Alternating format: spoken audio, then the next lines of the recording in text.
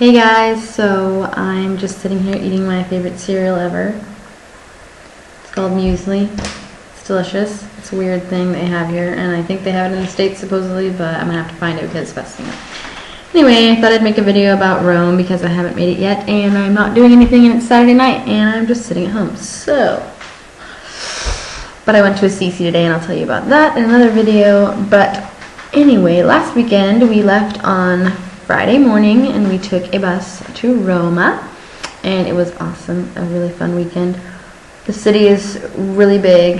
I don't know, a lot of people acted like it was really different than Florence, but I wouldn't say it was like, whoa, crazy huge city. So I think Florence is a pretty big city, especially compared to like Assisi and some other smaller places I've been. But one thing that is different is that it's extremely crowded there because it's such a tourist attraction. I mean, like, it's crazy crowded everywhere you go, on the streets at night, getting dinner at the Vatican is insane, you know, Colosseum, all that stuff. So I hit up all this stuff. The first thing we did when we got there was we went on a walking tour with a guide.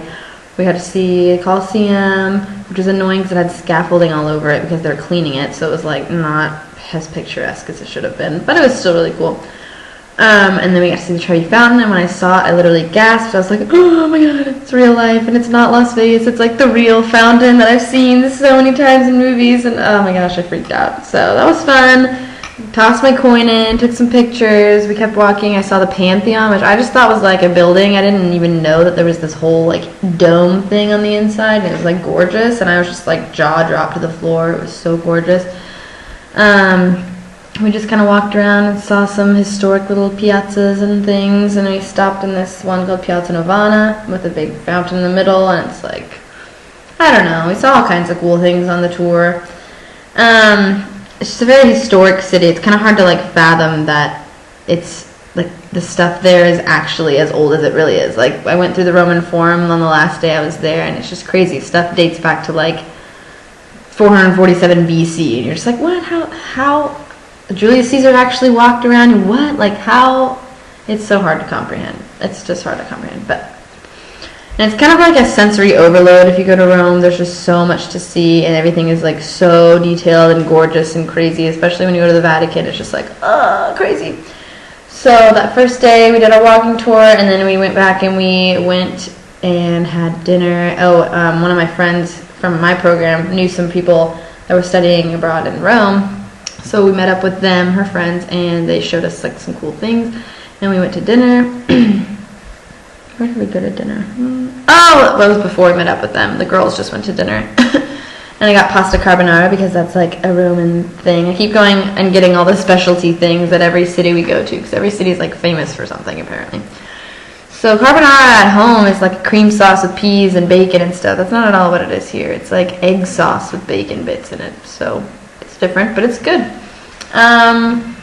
So yeah, then we met up with the friends. We grabbed a drink. We walked up to this really cool, it was like more of a hike, up to this like viewpoint so we could see the whole city of Rome at night. There was fireworks, and it was awesome, and it was cool. It was so cool. And you're just like, how is this my real life? How is this my real life? Anyway, we stayed out pretty late just hanging out with them, and it was a really good time. Then, we found this gelato place that was amazing. It was just in this little like street, and I was like, yeah, it looks kind of commercialized. I don't know if we should go there. And then this guy was like, it's really good. You should go. It was just like this random Asian like stopped us in the middle of the street and like told us we should go. So I was like, well, got his recommendation. So we went back, and it was not even that expensive. And they would dip it in chocolate, white or dark, or put whipped cream on top of it for free. That was already included in the price. And I was like, oh, what? So it was amazingly delicious. I ended up going back there the next day. So, some friends, sorry. My cereal's getting soggy. But yeah, the next day was the day at the Vatican. So I had to get up super early and make sure everything was all covered because you can't go into churches without covered shoulders and covered knees. And so we went and we had a guided tour with a little headset. I've had so many headsets since I've been here, it's ridiculous. I've been on like 78 guided tours. We just toured the grounds, we went through the galleries, and like there's a map walls, it's kind of cool. There's like all these old maps of all the different regions of Italy, and then there's like these huge tapestries, which is like, you wouldn't think tapestries are that cool because it just looks like a big rug, but then you think about it and you're like, oh my gosh, these are like woven little like huge, not little, huge things that are like detailed artwork, but they're like woven. I don't know, it's just crazy. I think it's crazy. I was trying to like really take it all in, but it's very difficult to take it all in at the Vatican because it's just so overwhelmingly gorgeous everywhere. Then we went through the Sistine Chapel and saw the famous like, Michelangelo's crazy paintings. I didn't even realize like what fresco paintings were until our guide was talking about it. I had no idea how like ridiculously difficult it was. The plaster and the paint, if you mess it up, you have to like scrape it all off. We saw the rooms of Raphael and they were crazy beautiful. Even the floor is beautiful. I have a whole album of these photos too on my Facebook. I'll link it up. Oh my gosh, it was just crazy. And so then we saw St. Peter's Basilica, which is right outside the Sistine Chapel, and oh my goodness, that place is nuts. Huge and gorgeous. And it's so cool to go on all the churches here, even though you're not, it doesn't matter if you're not religious or if you're not Catholic or whatever. It's just kind of this like understood thing that everyone's like kind of calm and respectful and quiet. And it's just like peaceful, and I like it. It's cool to see them. People like praying and stuff like that. I don't know. It's interesting.